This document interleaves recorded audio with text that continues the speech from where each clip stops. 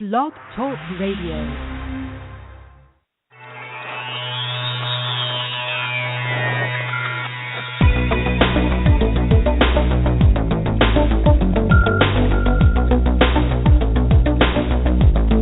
Welcome to Real Estate Coaching Radio, America's #1 trusted resource for realtors who demand authentic, real-time coaching.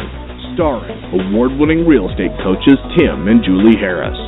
Get ready for unfiltered, full-strength honesty about what is truly working to get you into action and make you money in this new real estate boom. Now to our hosts, Tim and Julie Harris.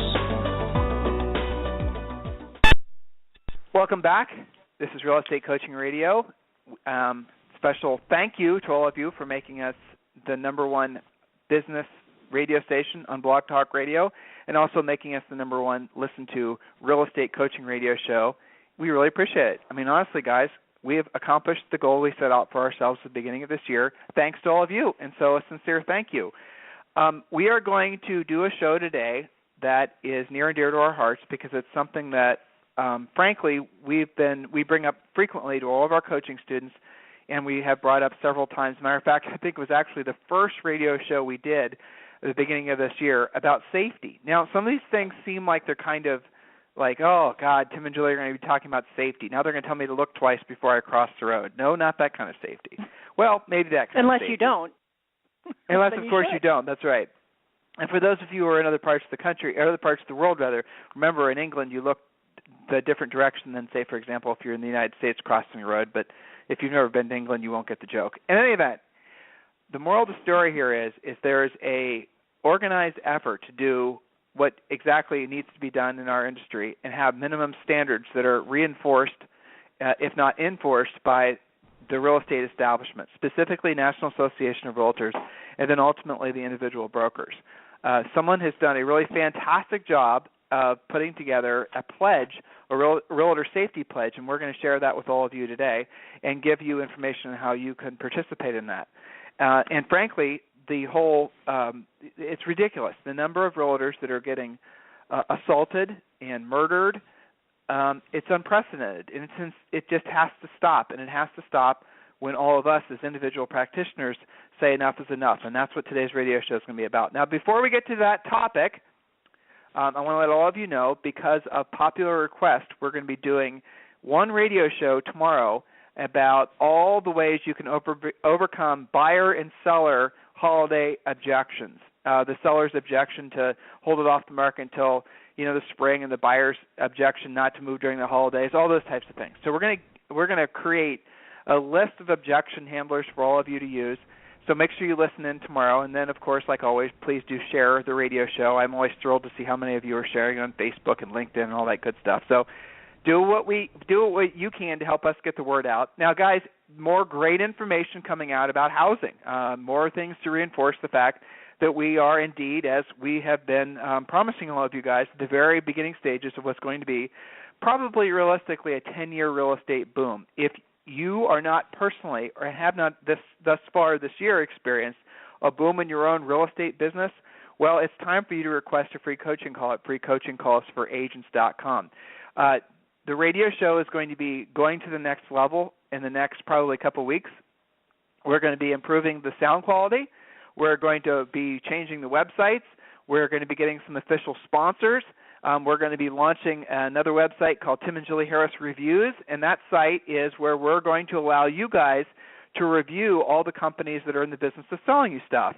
So all the CRMs and the drip email campaigns and the lead sellers and everybody else in between.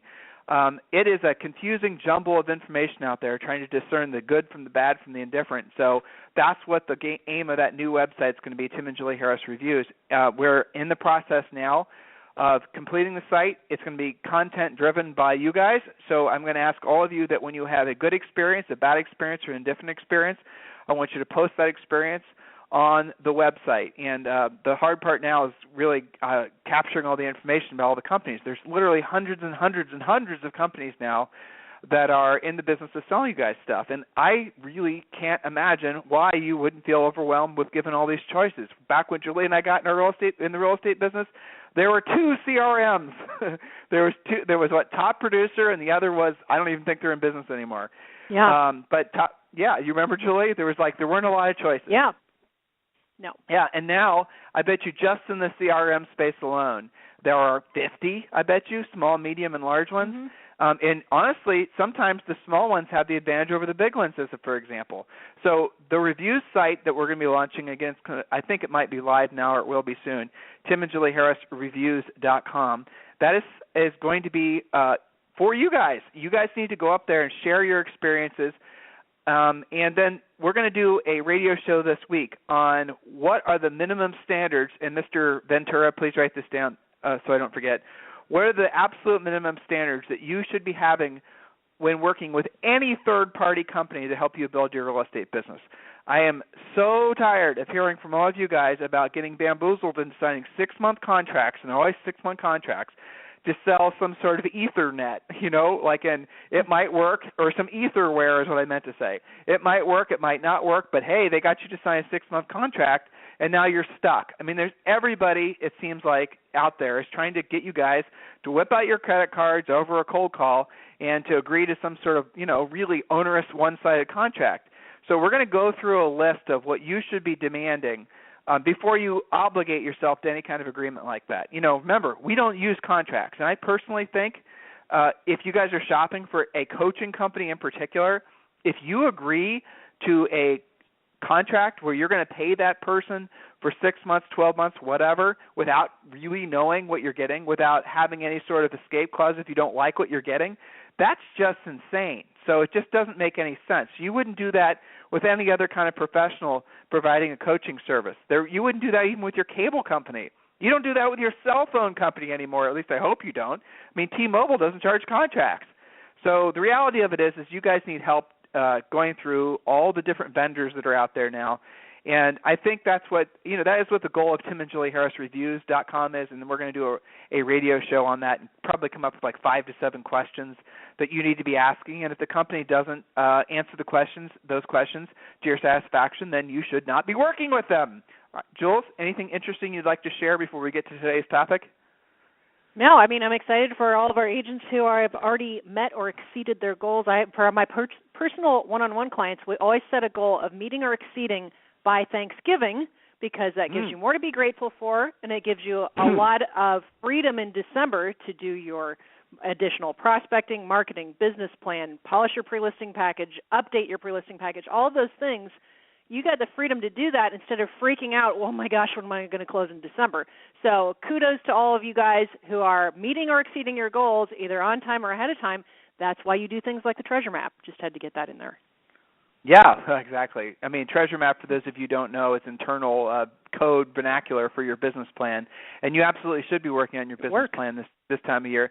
But, I'm going to throw this out just since Julie brought up the business plan. Everybody's telling you guys to do business plans this time of year, and let's just be honest, you did one this time of year, or last year this time of year, and what happened to that business plan? It kind of got crap canned, because the reality of it is what's a business plan if it doesn't actually, if you don't have any real, if it's just you filling in blanks, if there's not any real thought behind it.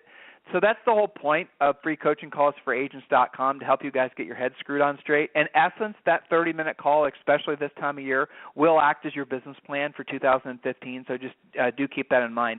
So we're going to take a quick commercial break as I go grab another cup of coffee, and when we come back, we're going to be providing you guys information on this new Realtor Safety Pledge, which I strongly encourage all of you to agree to. So we're going to take a real quick commercial break, and when we come back, we're going to be talking about that topic.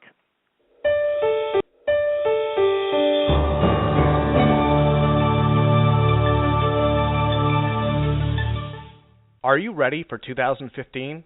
Do you have a plan in place to make it your best year ever? Or are you still struggling in your career and waiting for your ship to come in? You can make this your best year ever, but only if you take control of your career and create an action plan for success. Join thousands of top producing agents across the nation who have turned to Tim and Julie Harris Real Estate Coaching to help them achieve top producing production and performance. Coaching works, and that's a fact. 10% of agents complete an amazing 90% of all transactions because they have a coach. Coaching and training is a critical part of a successful real estate career, but don't just take our word for it. Here's what Steve Brown, the president of the National Association of Realtors, had to say. Well, I'll tell you why it's critical. There are some brokers who, when they hire indiscriminately. They just don't even look at the training, or they don't provide the training and the education that a new agent needs in the marketplace. As a real estate agent, you've got to associate yourself with a firm that's dedicated to your professionalism and your growth, and then the services like a personal coach, like Tim, you and Julie do. There are very few real estate people like you, so personally and passionately involved in our industry. And thank you for what you do for our industry. Both of you are a wonderful voice for all that's best in the Realtor organization in our industry. So I thank you. If you want the production and performance that comes with being a top producer, then you need a coach. Not just any coach, but the leaders in coaching today. Tim and Julie Harris, Real Estate Coaching. We provide you with industry-leading one-on-one coaching with a trained professional coach, along with all the lead generation systems, scripts, presentations, team building, and business planning tools you need to dominate your local real estate market. We offer affordable pricing with no long-term contracts, and our entire coaching staff are trained professional agents with top producing track records. Take action and visit us at freecoachingcallsforagents.com to schedule your free coaching call with a trained real estate professional. There's no risk and no obligation, just a free, personal, one-on-one call with a trained professional coach. Join the elite 10% of agents who make all the difference in today's marketplace. Visit freecoachingcallsforagents.com to get started. Again, that's freecoachingcallsforagents.com. Okay, we're back. So, Jules, why don't you just jump right in? By the way, guys, the inspiration for this article, the inspiration for this radio topic comes from Inman News Features. We get a lot of, we work a lot with a lot of the content providers on Inman. You guys have heard a lot of them interviewed and such. So this particular article, like I said, I think is really important that all of you guys share with, and this radio show you share with every single agent you know. It is absolutely critical that we take the safety issue, it's beyond issue at this point. It's really almost a crisis, that we take this seriously. And guys, I don't know why there's been this spike in crime against realtors. I just don't get it. It seems like it's getting worse. I don't mean to scare you, but at the same time, you should be scared and you should be taking precautions. So without any further delay, Jules? Okay, perfect. So again, this is from Inman News, and the title of it is Agents and Brokers Commit to Not Show Homes to Strangers. In the wake of the kidnapping and murder of Arkansas real estate agent Beverly Carter, more than 350 agents so far and brokers have signed a Realtor Safety Pledge promising to limit certain behaviors that could potentially put them in harm's way. The pledge was created by Dylan Bruin and Joe Schafbuch, the broker-owners of 90-agent firm Century 21 Signature Real Estate in central Iowa.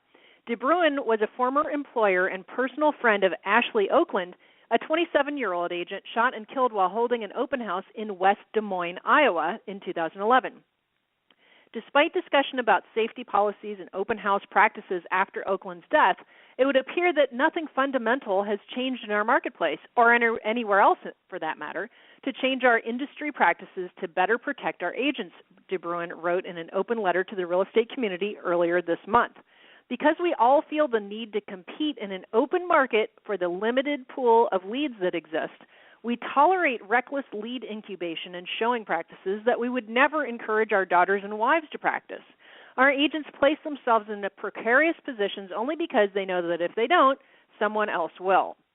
Training one's own agents how to be safe while conducting showings and open houses are only band-aids to a larger industry-wide issue, Bruin said. What we must change is the fact that we accept as normative the idea that any agent should even entertain the idea of meeting a client at a property without first meeting at the brokerage office or facilitating some sort of initial screening. Those who signed the Realtor Safety Pledge, which is open to agents, brokers, and members of the public, pledged to do 7 things. So, Tim, I'll jump into that unless you want to comment so far. Nope, go for it. Okay, perfect. So, again, these are the 7 bullet points for the Realtor Safety Pledge. And honestly, guys, there's no reason not to take the pledge. So pay attention to these 7 points. They're pretty easy to follow. First, under no circumstances show a home to a stranger without first meeting them at the office or asking them to submit identification. Next, educate my clients that open houses are a safety concern for both the homeowner and myself. Limit open houses as a marketing strategy and or make prudent and safe decisions about my open house marketing efforts. Next on the pledge, follow my intuition and not step into situations that I feel uneasy about. Next bullet point, use the buddy system whenever I'm unsure or uneasy about a showing or a meeting. Make myself available to my fellow agents using a showing buddy system should they ever feel the need to take someone along or feel unsafe. And last, seriously consider the nature of my personal marketing and its potential impact on my safety. So de Bruin doesn't want to stop there. In his letter, he proposed that every broker and manager implementing stringent showing practices reconsider specifics on open houses and co-fund a market-wide campaign to retrain consumers to have more realistic and safe expectations of agents. So I'll stop right there for a second, Tim. You know, what I was thinking is this is what should have been going on all along, and it's also a great excuse to do a buyer presentation in your office. And for some of you, it's a new thought doing listing presentations in your office. So this is just a great excuse to do it. When Julie and I were in the agent team business, yes, we did that. That's how we know it doesn't work. So when we tell you, forming teams is not always the best thing to do, it's from personal experience. And when we were in the brokerage business, we always told agents to set appointments with buyers the first time at your office. The problem comes in from the agents that are basically Pop-Tart agents, as our beloved mentor Howard Brinton used to say. And a Pop-Tart agent is just that, an agent that basically will get a call, a lead, come show 123 Elm Street, and because that agent has no control of their schedule, it's not very professional, and blah, blah, blah, fill in the blank, not very nice thing to say with regards to, being a Pop-Tart agent. They don't really pre-qualify. They don't actually find out if the buyer's been pre-approved. They don't find out anything about the buyer. They just get up and go. Those are the folks that we need to be counseling as an industry, saying that is not the way to do business anymore. Now, there's an interesting flip side to this. This is what Howard always used to say. If you're that Pop-Tart agent, what are you really telling that potential buyer or seller about you? You're saying, I am not professional. You say, I do not value my time. You're saying, I didn't have anything better going on. You're saying that I have no system. You're saying all these negative things. So the irony of being an agent who's not willing to sign this pledge or at least live by the standards that de Bruin lists out is that you're causing yourself to not have as many transactions. Think about it like this. If you had to find a really great vet, you were in search of a great vet for your beloved dog, and the first call you make is to a guy who answers, it's Bill's vet clinic, and you call, and sure enough, Bill answers the phone, and Bill says, heck yeah, bring the dog by. I got nothing else going on, or better yet, I'll come by and pick up the dog, or you know what, even better, I'll do it at your dining room table, whatever the procedure is, you see. Mm-hmm. So when we act unprofessional by not having minimum standards, by not having a system that we require all leads to follow, then, yeah, we might lose some leads, there's no doubt, but at the end of the day, we'll gain some more because people are realizing they're dealing with professionals. If you do get some sort of erratic buyer who was really pressing you to, show me this house now, or, I'm going to call somebody else, they're probably crappy buyers that aren't, frankly, you shouldn't be wasting your time with. Now, there's several ways to go about checking out a buyer before you start working with them. The way we always counseled our agents and now our coaching clients to do it is you literally require the first meeting with a buyer to be at your office. Then you can give them a brief buyer's agent's presentation, and everyone in one of our coaching programs, you guys have access to that buyer's agent's presentation. It explains to the buyer all the advantages of working with, you as a buyer's agent. But in addition to that, it asks them to sign an exclusive buyer agency agreement. That's the whole point of the presentation. Just like in a listing presentation, you ask them to sign an exclusive on the listing side. So in the buyer's agency presentation, it's just the opposite. Makes sense, right? Now, if they won't make the appointment, they're not serious. If they don't show up, they're not serious. If they're not willing to meet you at the office, they're just not serious. The only exception I would give to that, well, maybe there's a couple, is if the buyer lead is a referral from an actual referral company, not one of these dingbat online referral companies, but maybe like somebody else with inside your real estate network or some other realtor that you trust. Or it's a referral, obviously, from a center of influence past client. In addition to that, if it's a referral from a loan officer or if a loan officer has already checked that buyer out. The bottom line is, just like De Bruin said, and honestly, I was listening to Julie read it, and I was thinking how elegantly this guy wrote this, his comments. Really, at the end of the day, for you not to have minimum standards in your business, for you not to basically, if you're in a leadership position in this industry, for you not to demand that agents stop just being Pop-Tart agents, you really are, if I propose this to you guys from a financial perspective, you have a tendency to listen more, right? But you really are harming your company, harming your personal brand, in that you do leave this taint of unprofessionalism. Julie, does that make sense? It does, and I would even take it to the next level, that those agents that act like Pop-Tart agents are the same ones who end up complaining about their demanding clients who expect them for the rest of the transaction to be Pop-Tart agents, right? They expect you to go to all of your inspections. They expect you to call them immediately back. Otherwise, they freak out that they're being blown off. You're training them to do that to you by starting the relationship, by just popping up whenever they ask you to. And Tim, to your point, a vet doesn't do that. There's nobody else in business that does that. If you want to fly from LA to New York, you don't call Delta and say, fire up the jet, I'll be over. No, you have to comply to their flight schedule. You don't call your dentist and say, you know what, I got a toothache. I'm going to come over and, I'll be at your door in a few minutes. Nobody acts like that except agents. So let's cut that out both for safety purposes and for time management purposes as well. This issue actually touches all aspects of your real estate practice. It just starts. Well, Julie, let's keep it real, okay? So agents out there in the field, that are under financial pressure, they get some great sounding lead on the phone. It's very, very tempting just to say, screw it, I'm going to go show the house. I mean, everybody's done that that's in the real estate business. Well, you get excited. It's a new lead. So how do you slow your roll in that particular example and get the seller or get that prospective buyer, who might even have a house to sell for that matter, how do you get them to understand the importance of, following some sort of formalized process? Let's just say this is a straight up, brand new lead to you, but man, this person sounds great. They're calling on one of your listings. It's just the exact thing that you've been hoping for. Here it is, November. Wouldn't it be sweet to have a double-ended transaction for December? So it's very tempting to have no standards and be a Pop-Tart agent. How would you convince that prospect that that's not the way you do business? What would be your tactics? I'll get you started. Well, go ahead.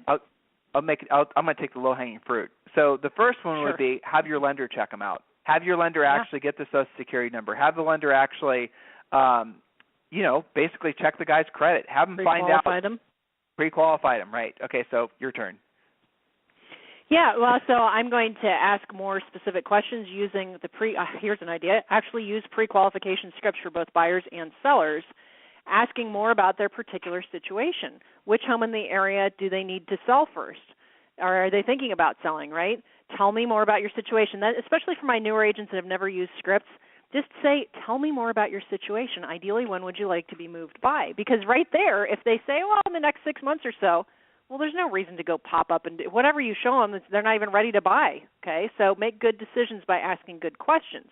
So I think it starts by the second you determine they are a lead of some sort, you go right into your buyer and seller pre-qualification scripts. And I liken this to when you call, let's say you just moved to Dallas, right, and you don't have a dentist in Dallas, you call and you talk to different dentists. What are they asking you? They're asking you about your insurance.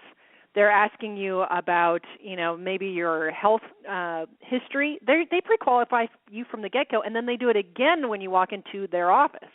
So it's normal to use pre-qualification scripts, maybe not in real estate, but we're trying to normalize that by coaching you guys on your deals. So I would say Julie, start with the script, and then you've got to get them into your office. But go ahead. Jules, I'm asking you to tell me, you're a gal. If you were out there working right now, real estate, you were a Lone Ranger realtor like a lot of great realtors are, a lot of our great coaching clients are, and you're female, because this is a problem. This is mostly a crime against women. That's what we're seeing right now. Mostly, but don't blow it off if you're a guy either, but mostly, yeah. No, but mostly, okay. So you're in a situation where, you want to be professional. You want to satisfy, in terms of like showing the properties, you want to satisfy the demands of your seller. You want to do all the things and fulfill all the obligations that you've made, but at the same time, you don't want to be, a victim of crime. So just as if you had a female I'm coaching going to take client, the high road and blame my broker. I'm going to say I have an office. If I have to go down this road, I would say I have an office policy where we meet all new clients in the office. That way you can see how I work. I'll ask more questions of you so that I can be a great agent for you. Now, I have 4 o'clock tomorrow available or 10 a.m. Saturday morning, which is best for you. And I'm going to act like it's the normal thing to do, because the weirder you are about it, the weirder they'll be about it. Right. So just have a policy in place. I'm just going to close them on that. Mm-hmm. Exactly. Now, hold on. What? I'm the agent again, right? So is it my fear at this point that they're just going to call somebody else to show the house and I'm going to lose that prospective buyer? Isn't that the fear? Well, you've got to be okay with that possibility, because I'll tell you, when we started doing this, do you remember what we heard a lot? When you ask those questions, they would say, well, I already have an agent. I'm calling you because they're out of town. I just need to see it today.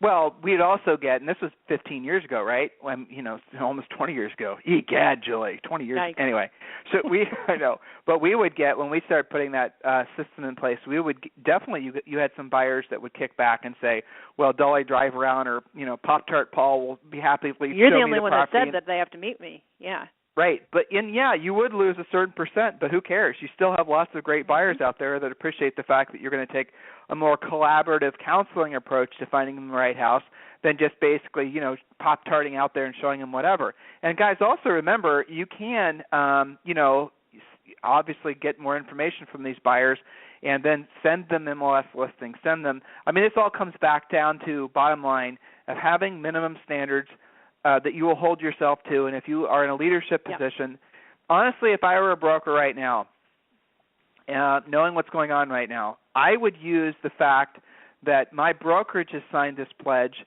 and that we're strongly, as much as you can, considering agents are independent contractors, but strongly encouraging agents to abide by the terms of the pledge.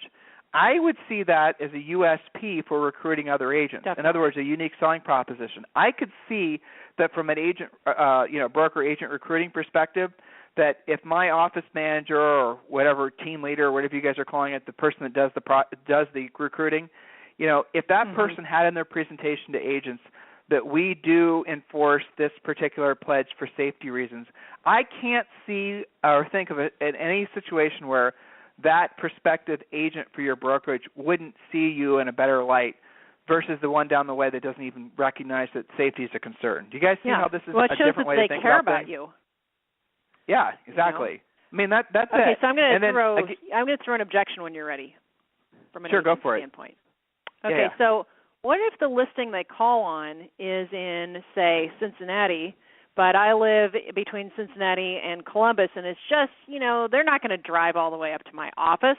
Why don't I just go show, this listing's been hanging around a long time. I really want to get rid of it.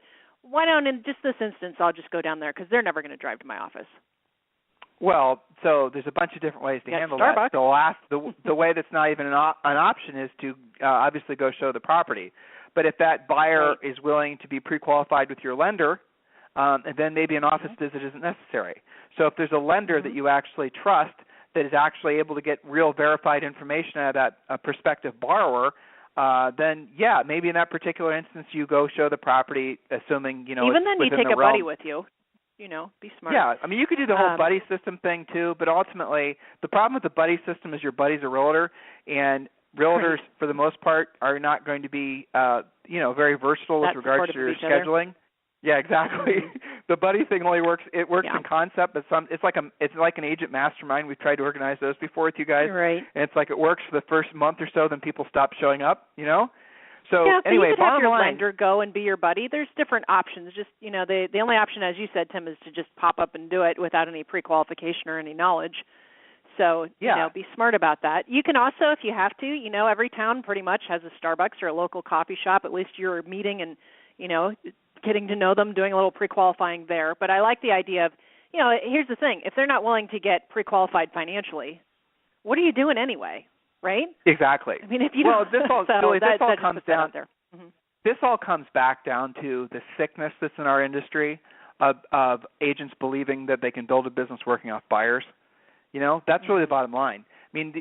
Unfortunately, you guys, a lot of you are still struggling with the concept that basically you have to become listing agents. The fact is that the only way to last in this industry, and this saying's been around forever, is you got to list to last, and it's so true. And and I say sickness because so many of you guys don't know how to list properties. You don't know that, frankly, This is going to raise some eyebrows, but it's true. Julie, you said this so elegantly. I'm waiting for this to get reproduced someplace without giving you credit for it. But I mean, working with buyers is manual labor, and working with sellers is mental labor. Working with the seller is a function of having scripts and objection handlers and having a presentation. It's about being a professional.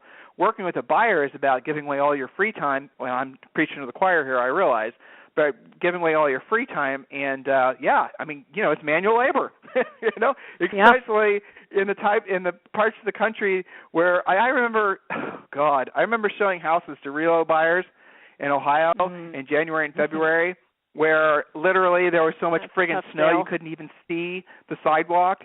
And I remember particular houses to this day where the lock box was like something you'd find, frozen.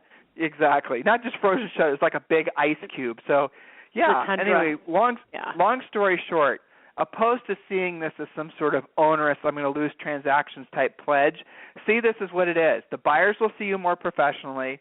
If you're a broker or a team leader of anyone in a leadership position in the industry, and you strongly encourage, if not strong arm, our agents not just to take the pledge but abide by it, then you're looking at yourself positioned in the marketplace in a different way than the brokerage down the way that doesn't even really give any care whatsoever or concern whatsoever, other than the make sure you lock the office door on the way out type concern with regards to safety.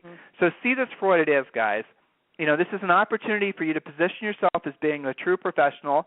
This is also an opportunity for you as if you're, again, an office manager or broker or whatever your position is where you're influencing other agents, where you are also going to, basically position yourself as more professional. Anybody else that's listening to this, I know there's all kinds of different folks now because we have, so many listens, tens of thousands of listens a month now.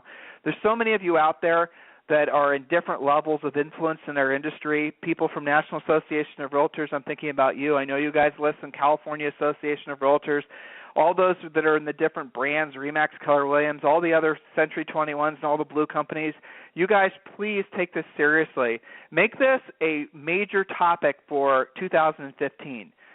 If you don't want to abide by this particular pledge that this guy came up with, then do yourself a favor and come up with your own minimum standard. But as an industry, we have to unite that no more Pop-Tarting is okay. In other words, we have to rally against the idea of working and just popping over and showing a property without that buyer having passed through some minimum standard of pre-qual, okay? We cannot allow that to happen anymore. It's just bad all the way around. There's no upside to doing it like that. There's no upside to behaving like that. So please help us get the word out. Your homework from today's radio show, guys, is to share this radio show. Probably, possibly more important than any of our other previous shows this year. This one, I need your help getting the word out. So share it, tweet it, Facebook it, do whatever it takes. Help us get the word out so we can put an end to this really insidious wave of crime against agents.